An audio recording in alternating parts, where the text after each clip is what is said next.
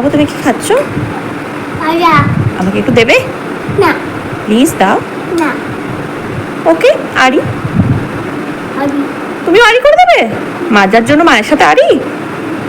ঠিক আছে, রাগ করেছি। রাগ করো। তাও দেবে না? ওকে, একা খাও, কি করবো আর, তুমি দিচ্ছ না তো।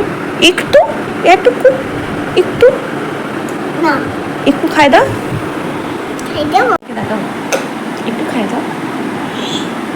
না না, তুমি খাও।